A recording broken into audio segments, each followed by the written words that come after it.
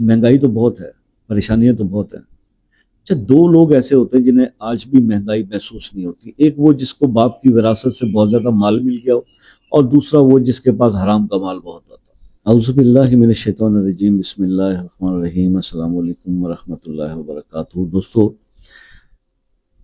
जिंदगी में खुशहाली चाहिए और रिस्क में बरकतें, इजाफे चाहिए, तो फिर सूरह अलम नशरा का ये अमल 21 दिन कर लीजिए। सूरह अलम नशरा की तो बेशुमार वज़ाइफ की वीडियोस जो है ऑलरेडी सोशल मीडिया पे मौजूद हैं। मैंने भी बहुत सारे आपको बताए। ये एक ख़ास अमल मैं आपको आज आपके साथ शेयर करता हूँ।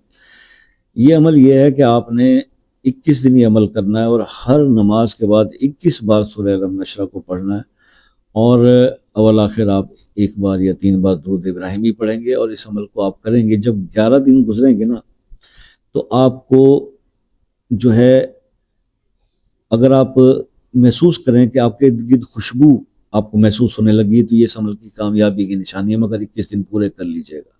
ये अमल था जो आज आपके साथ मैंने डिस्कस किया, कि आपको इसके कामयाब होने के मैंने यानी कि वो बात भी बता दी कि महसूसात क्या होंगे।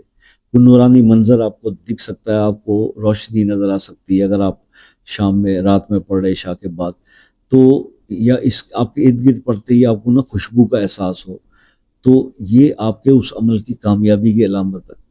बस फिर आप और क्या करना है आपको, ठीक है।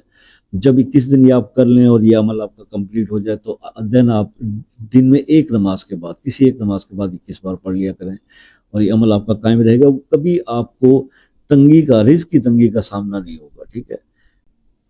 महंगाई तो बहुत है, परेशानियां तो बहुत हैं। अच्छा, दो लोग ऐसे होते हैं जिन्हें आज भी महंगाई महसूस नहीं होती। एक वो जिसको बाप की विरासत से बहुत ज्यादा माल मिल गया हो, और दूसरा वो जिसके पास हराम का माल बहुत होता है।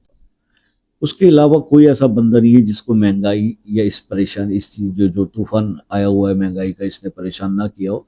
सिर्फ ये दो किस्म के लोग होते हैं।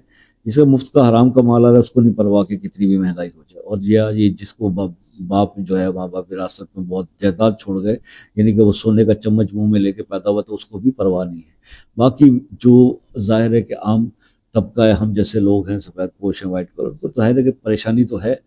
तो अब बात यह है कि ये परेशानी के अंदर उस रिस्क में जो आ रहा है, इजाफा चाहिए या उसमें बरकत चाहिए, कि उसके अंदर जो है वो इंसान का टाइम आसानी से पास होना शुरू हो जाए, बरकतें हो जाए।